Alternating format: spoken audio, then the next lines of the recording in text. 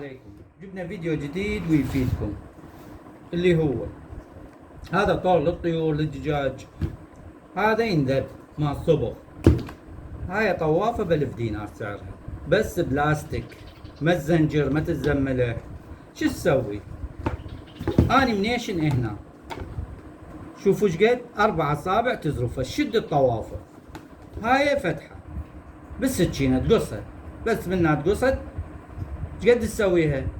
تريد 4 اصابع، تريد 3 اصابع، انت بكيفك، والفتحة بكيفك. اني مسويها، شوفوا شاب طوافة.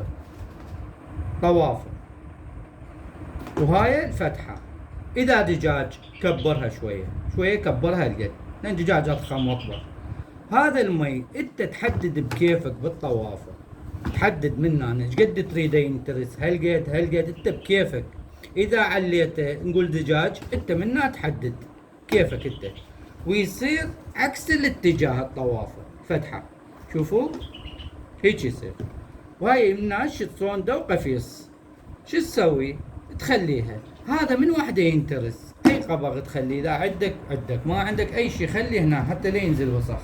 هذا ينترس شده بالتانكي مال مي رئيسي، يجي بي مي بي شده قفيص وتعوفه 10 ايام شهر، قد ما التانكي بيه مي هذا ينترس. شوف الطوافه، تانكي ينترس، هذا يبقى متروس وانت خلصان، واني بالخدمه تدلل.